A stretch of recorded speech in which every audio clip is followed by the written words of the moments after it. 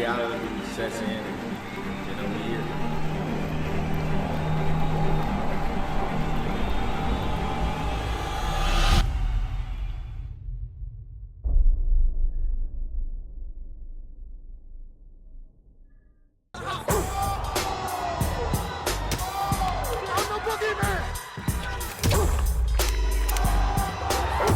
Respect isn't given, it's earned.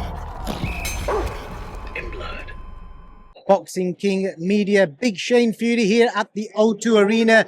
Come to spot Joseph Parker. So this will probably go out after the fight. So let's see what Shane Fury thinks of the fight itself. What are people going to wake up to tomorrow morning, Shane? Listen, I really like Joe. I think he's the nicest person in boxing. Lovely family, children, wife, the full lot around him. Really a nice character. And I back his corner, no matter who he's fighting. But on this occasion, I generally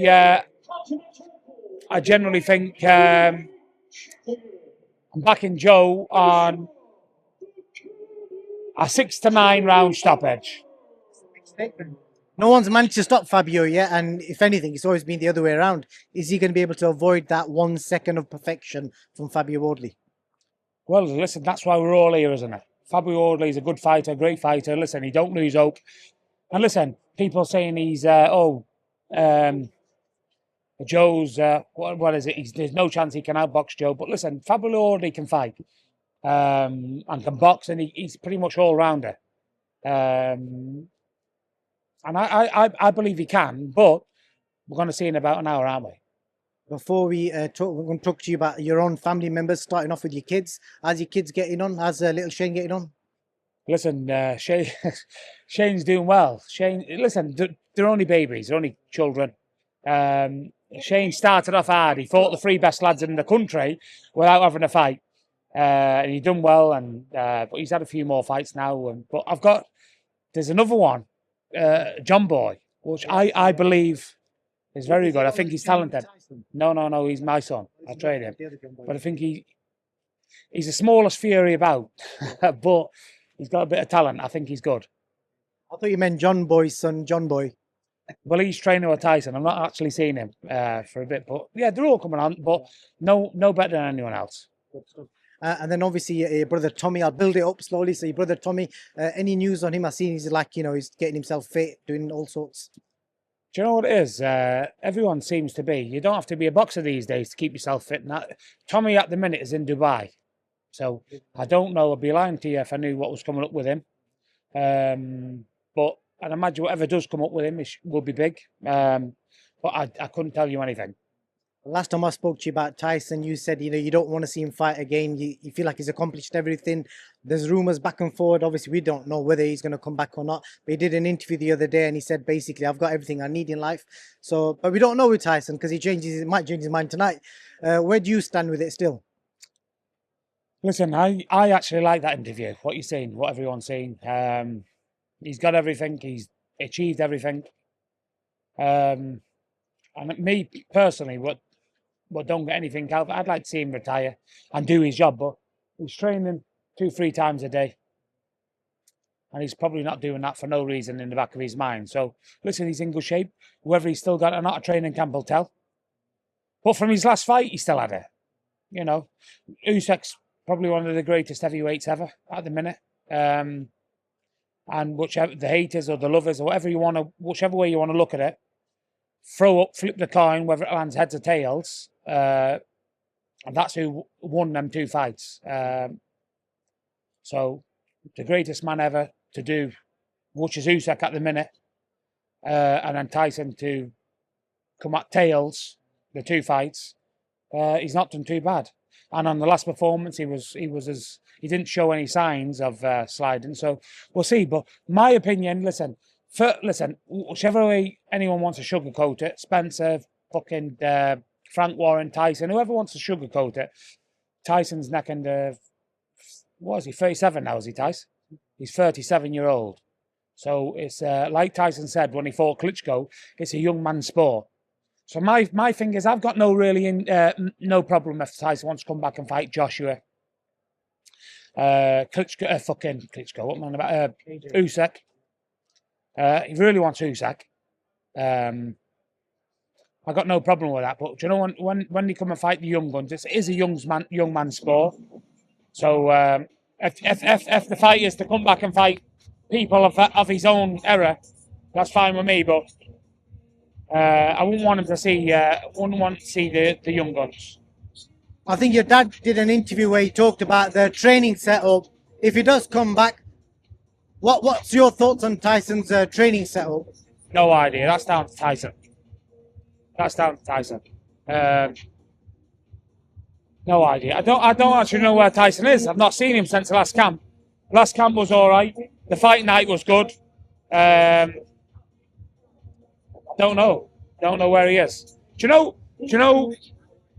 I was the most confident person when he fought Klitschko. Yeah, it was like a routine thing, a walk in the park. Yeah, we're going to get victory. All we wanted was the opportunities, and that's what the chasers want: is opportunities. But when you become the hunted, and then hunted for a long period of time, and then you get age above you, at the time I thought Tyson was head and shoulders above everyone. Generally, there was no worries. When these fights was coming along, these easyish fights, I was saying, listen, fucking fight whoever the public want. Go on the Facebook, whatever it is that you get the views and whatever it is, and let the public ask, because you're good enough to play with him the same way as you play with him. But if Tyson's dropped the peg or two, which there's no doubt that he has because of the age, I believe that Tyson was there. Can this camera see me? Yeah, Tyson was there, generally in my own heart. So if he's dropped the peg or two, 1, 2, it only evens things up.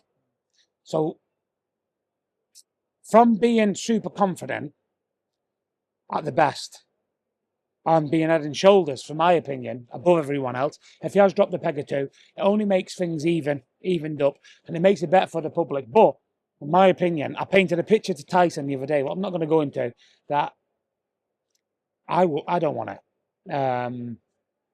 So whether he wants to come back or not, it's only for the money.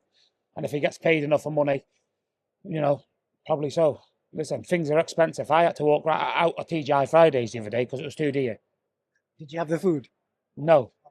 I looked at the price of the burger, 28 quid, and I fucked off. They're a lot cheaper on Winslow. You know what I mean? Listen, things are expensive, and listen, people dangling a serious amount of money, it might just tempt someone, but there's only so much money people like us can spend.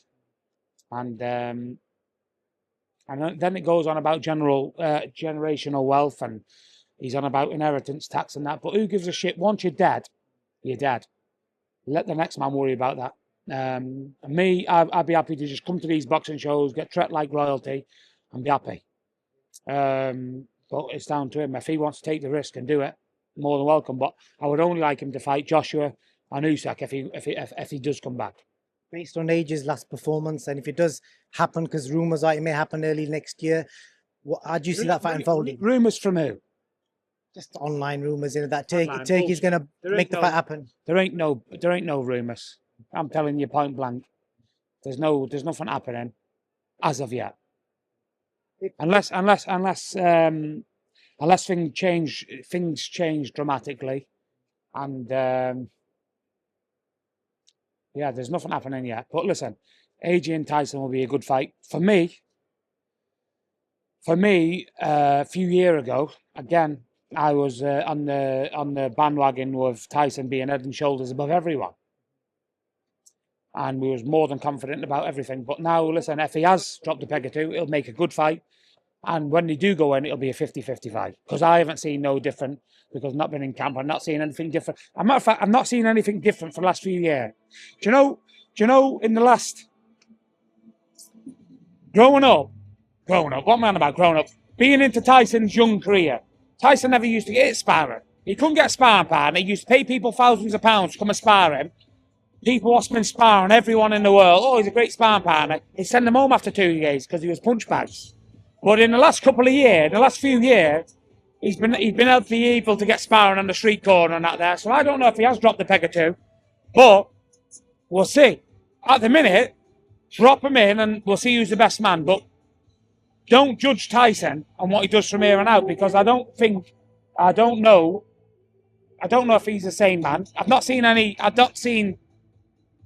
Not seeing any difference really, barring the sparring of him dominating everyone for 10 years beforehand.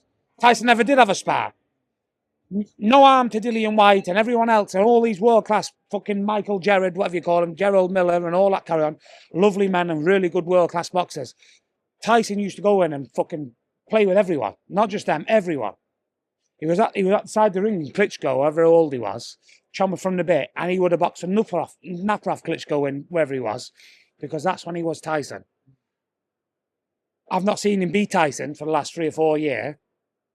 Might be with age. It might be because of age. I don't know. But as he slid any more from then, I don't know. We've seen shades of it. Usyk told me Tyson was his hardest 2 fights. Yeah. Listen, there was a coin flip. Whether you thought Usyk won or Tyson won, I actually won the fight. Let me see if I can get this up. And I'm not lying to you. I might be able to get up because I showed Gareth A. Davis. Now, I was on the phone to Tyson. What was this? Can you see this? Yeah, Can you focus on that? Yeah, focus on that. Right, that's the date. 20th of what? Oh, wow, fuck. What's that? January? 20th of July. July, yeah? Yeah. I sat down and I turned the sound off, and the rounds what was close, I rewinded back. And if I couldn't make a decision, I rewound back again. And if I couldn't make a decision, I called it a 10-10. Yeah, and I was trying to be as fair as possible. I'm a fair man. Generally, in life, I'm fair. And I had my scores, excuse the writing, because it's a 3-year-old. I never went through school. But can you focus on that? Yeah.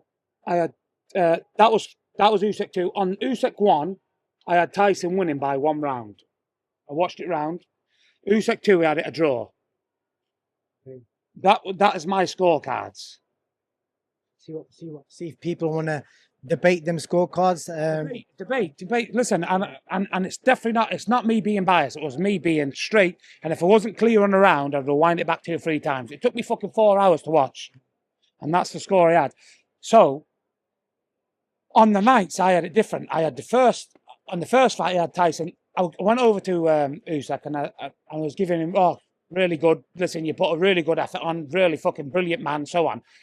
I was not giving him, because I'm no one to give anyone, but listen, man went through a 12-round fight, and I thought Tyson won, you know what I mean? And then the second fight, I thought it was a lot closer. You know, like on the two occasions, 6 judges have kind of given it to Usyk. So do you kind of accept it based on that? Do you think there's some sort of conspiracy there? No conspiracy. What I've come to is there's different opinions. I can see something, you can see something, whether it's different opinions, and that's all it is. There's no robberies, there's no, the judges have robbed him. It's different opinions. And generally, 1 round in 1 on a draw, it could go either way, couldn't it? You know what I mean? So there's no conspiracies or anything like that. But it's what it is. I'm happy with Tyson's job. Like I said in the interview, I can speak, I've got millions of pounds, whatever difference that make, I don't know. We drove up here in a 20-plate Sprinter van. About 15 of us. Proper Catholics. No, generally, Tyson bought like a van converted to a camper, a day van, and had about 12 or 15 of us come up, and everyone got in the back, everyone got a seat, and everyone was lovely. So the money he's got really don't make no difference to us.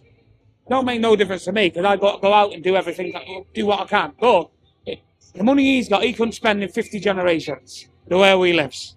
An idiot could go through it in fucking 5 years, but the likes of him, it wouldn't make no difference, because we are travelling people and we live like travelling people, and that's it. I think that's a lovely note to leave it on. And also the song they had in the background was a song that Tyson walked out to in the first fight.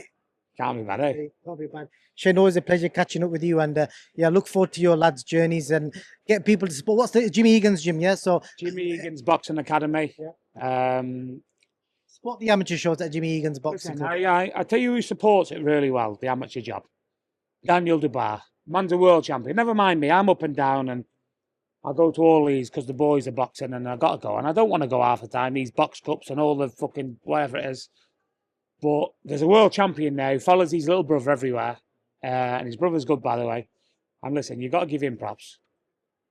We're supporters of fucking Daniel Dubois team. generally, genuine people. Listen, he had a ringside seat there, front row and so on. And because his family was on just to the left, he said, "Look, I'm going to sit with these, move up." Man's a genuine person. So yeah, big supporters to the Bias family. Ever said it right. Shane Fury, always a pleasure, brother, and hopefully I'll catch you very soon.